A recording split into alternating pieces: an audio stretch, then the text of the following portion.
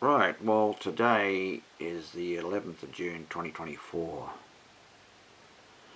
and right now I'm putting on a movie that I have previously taken, so it doesn't breach any copyright laws. And I would like to discuss the concepts that I have in relation to the Brisbane to Cairns train services, and how the total number of services would include once a week sleeper bus. Now, what has happened a while back is that I was involved with a discussion on a train crew on the Spirit of the Outback, who has said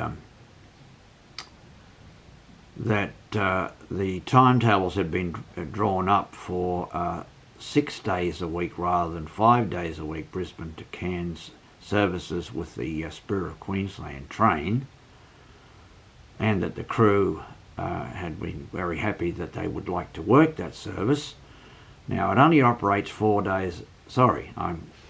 days a week, and the problem with that is that some people would be confused by the timetable, or wouldn't be able to get a service on the day that they wanted when it's only 5 days a week, and they would like a daily service. Now, anything that I'm talking about is viable and cost effective, by the way, and as I said, the 6 days a week with the Spirit of Queensland is very possible, but it has not been introduced. Now, as for a sleeper bus, they exist all over the world, and in Australia we're often decades behind the rest of the world with any developments on transport, and so we need to catch up and do something about it.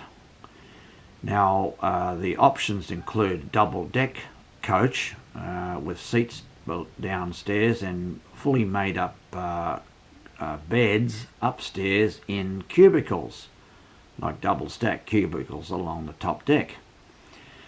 But also, it'd be possible to have an articulated single-decker with a rail bed type of seating, which are used in Japan, for example. Now, the passageway between the 2 and 1 seats is somewhat narrow on a bus compared to on the train, but the option is there to do something about it, and it's operating.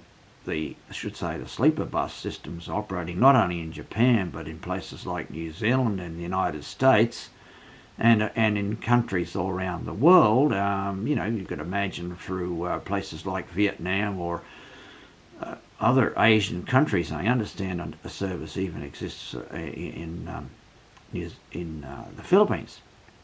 Anyway, there had been problems with the sleeper bus system that was introduced back in the 1970s, and my sister travelled on one from Melbourne to Sydney, but complained quite correctly that she was made to sleep beside a stranger. In other words, it was like 2 and 2 arrangement.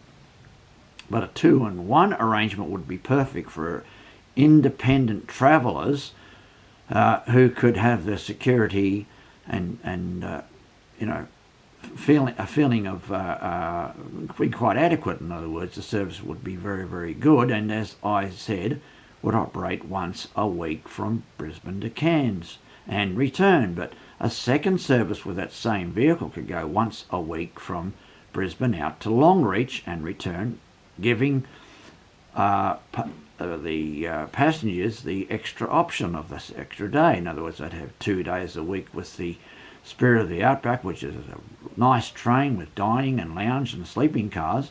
But if you just wanted to travel out to Longreach in one direction by the train, perhaps, and a few days or 2 or 3 days later, perhaps come back on the sleeper bus, that's just an additional option to choose from. So I'd like any civil and polite comments on the subject, and we could have a discussion on all of the issues. So thank you for viewing.